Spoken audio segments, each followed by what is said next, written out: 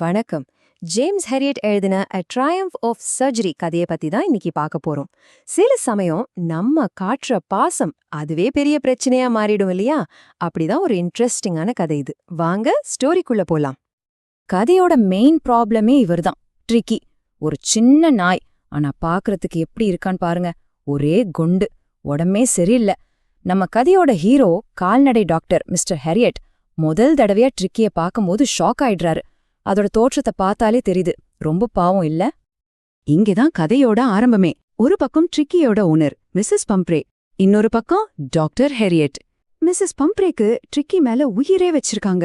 ஆனா அவங்க காட்டுற பாசம் அது நல்லது பண்றதை விட கெடுதல் தான் அதிகமா பண்ணுச்சு. அப்போ ட்ரிக்கிக்கு ஹெல்ப் பண்றேன்னு சொல்லி மிஸ்ஸஸ் பம்ப்ரே என்னதான் செஞ்சாங்க? முக்கியமான கேள்வி இது. ட்ரிக்கி கொஞ்சம் சோர்ந்து போனதும், ஐயோ நம்ம நாய்க்கு சத்தே இல்ல போலன்னு தப்பா நினைச்சுக்கிட்டாங்க. பாசம் கண்ணை மறைச்சிடுச்சுன்னு சொல்லுவாங்க இல்லையா? அந்த மாதிரி அவங்க செஞ்சதெல்லாம் நிலைமைய இன்னும் மோசமாக்கிடுச்சு. டாக்டர் சொன்ன எதையுமே கேட்காம மிஸ்ஸஸ் பம்ப்ரே ட்ரிக்கிக்கு கொடுத்த எக்ஸ்ட்ரா ஐட்டம்ஸ் லிஸ்ட் பாருங்க. மால்ட், காட் லிவர் ஆயில், ராத்திரிக்கு ஒரு கப் ஹார்லிக்ஸ், இது மட்டும் பத்தாதுன்னு கிரீம் கேக்ஸ், சாக்லேட்ஸ்னு ஒரு படையே கொடுத்திருக்காங்க. அவங்க என்ன சொல்றாங்க பாருங்க, அதுக்கு கிரீம் கேக்கும் சாக்லேட்டுன்னா அவ்ளோ இஷ்டம், அதனால என்னால முடியாதுன்னு சொல்லவே முடியல. இதுல இருந்தே தெரியுது, அவங்களால தன்னோட செல்ல பிராணிக்கிட்ட கொஞ்சம் கூட கண்டிப்பா இருக்க முடியல. பாசம் சில சமயம் இப்படிதான் நம்ம கண்ணை மறைச்சிடும். இப்போதான் கதையில ஒரு முக்கியமான டேர்னிங் பாயிண்ட் வருது. மிஸ்ஸஸ் பம்ப்ரேயோட இந்த தவறான பாசத்துக்கு டாக்டரோட ப்ரொஃபஷனல் அறிவு மோதுது. இனிமே ஒரு ஸ்ட்ரிக்டான முடிவு எடுத்தே ஆகணுங்கிற நிலைமை. டாக்டர் நினைச்ச மாதிரியே ஒரு நாள் அந்த ஃபோன் கால் வந்துருச்சு.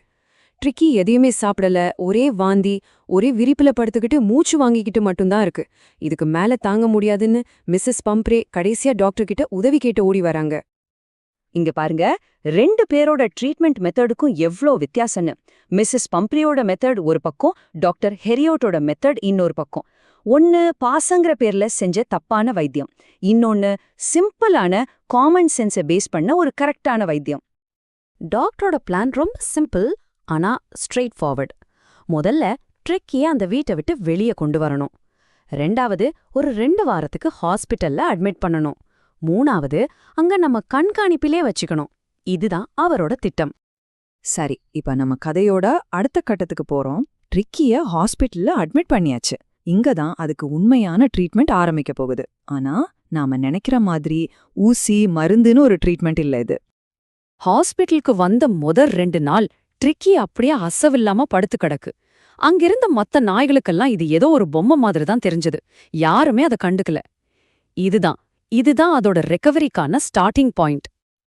ஆனா பாருங்க, என்ன ஒரு மாற்றம்! கொஞ்ச நாள்லயே அந்த சோம்பேறி நாய் மத்த நாய்களோட சேர்ந்து ஒரே ஓட்டமும் ஆட்டமுமா இருக்கு.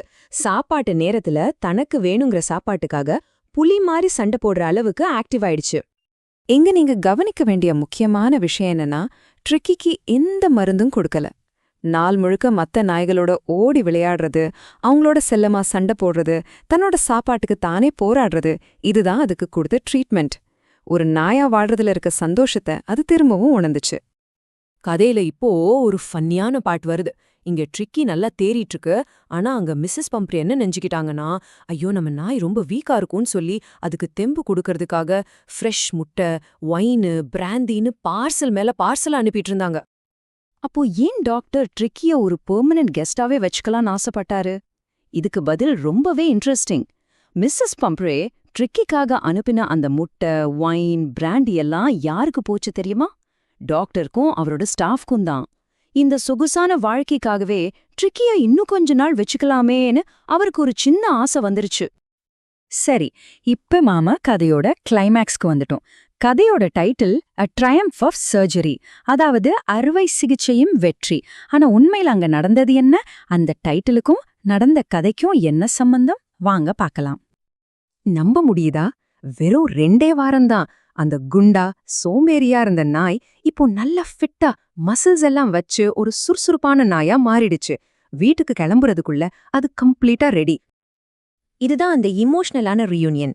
15 நாள் கழிச்சு ட்ரிக்கி அதோட ஓனரை பாக்குது. டாக்டர் கையிலிருந்து ஒரே தாவா தாவி மிஸ்ஸஸ் பம்ப்ரே மடியில போய் உக்காந்துருச்சு. 2 பேரோட சந்தோஷத்தையும் பாருங்க. தன்னோட செல்ல நாய் இப்படி கம்ப்ளீட்டா குணமானதை பார்த்ததும் மிஸ்ஸஸ் பம்ப்ரே ரொம்ப இமோஷனல் ஆகி, "ஓ மிஸ்டர் ஹெரியட், இது அறுவை சிகிச்சையின் வெற்றி" அப்படின்னு சொல்றாங்க. அவங்க என்ன நினைச்சுக்கிட்டாங்கன்னா, தன்னோட நாய்க்கு ஏதோ பெரிய சர்ஜரி பண்ணி தான் டாக்டர் காப்பாத்திருக்காருன்னு. ஆனா நிஜமாவே அது அறுவை சிகிச்சையோட வெற்றியா? இதுதான் இந்த கதையோட முக்கியமான கேள்வி. தலைப்புல சொன்ன மாதிரி அங்க நிஜமாவே ஒரு சர்ஜரி நடந்துச்சா? இல்லவே இல்ல. அப்போ உண்மையான வெற்றி எதுக்கு கிடைச்சது? எந்த ஒரு பெரிய மருந்துக்கோ சர்ஜரிக்கோ இல்ல. ரொம்ப சிம்பிளான காமன் சென்ஸ்க்கு தான். ஒரு விலங்கு ஆரோக்கியமா இருக்க என்ன தேவைங்கிற அடிப்படை புரிதலுக்கு கிடைச்ச வெற்றி இது. சரி, இந்த கதைய நாம முடிக்கும்போது உங்ககிட்ட ஒரு கேள்வி.